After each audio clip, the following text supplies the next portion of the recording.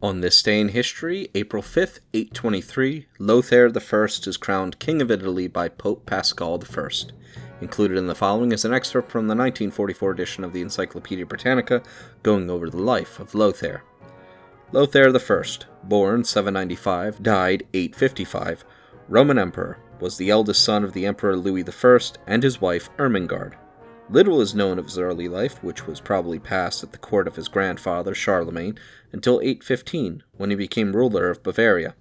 When Louis in 817 divided the empire between his sons, Lothair was crowned joint emperor at Aix-la-Chapelle and given a certain superiority over his brothers. In 821 he married Ermengarde, died 851, daughter of Hugo, Count of Tours. In 822 undertook the government of Italy, and on April 5, 823, was crowned emperor by Pope Paschal I at Rome. In November 824, he promulgated a statute which reserved the supreme power to the secular potentate, and he afterwards issued ordinances for the good government of Italy. On his return to his father's court, his stepmother Judith persuaded him to secure a kingdom for her son Charles, a scheme which was carried out in 829. Lothair, however, soon changed his attitude, and spent the succeeding decade in constant strife over the division of the empire with his father. He was alternately master of the empire, and banished and confined to Italy, at one time taking up arms in alliance with his brothers, and at another fighting against them, whilst the bounds of his appointed kingdom were in turn extended and reduced.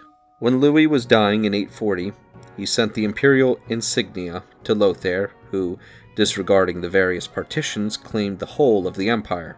Negotiations with his brother Louis and his half-brother Charles, both of whom armed to resist this claim, were followed by an alliance of the younger brothers against Lothair. A decisive battle was fought at Fontenoy on June 25, 841, when, in spite of his personal gallantry, Lothair was defeated and fled to Aix. With fresh troops he entered upon a war of plunder, but he was compelled to surrender Aix to his brothers. In June 842, the brothers met on an island in the Saône and agreed to an arrangement which eventually developed into the Treaty of Verdun, 843.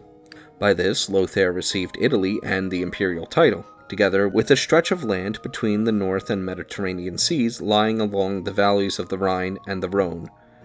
He abandoned Italy to his eldest son, Louis, and remained in his new kingdom, engaged in alternate quarrels and reconciliations with his brothers, and in efforts to defend his lands from the attacks of Normans and the Saracens.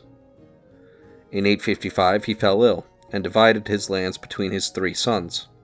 On September 23rd, he entered the monastery of Prüm, where he died 6 days later.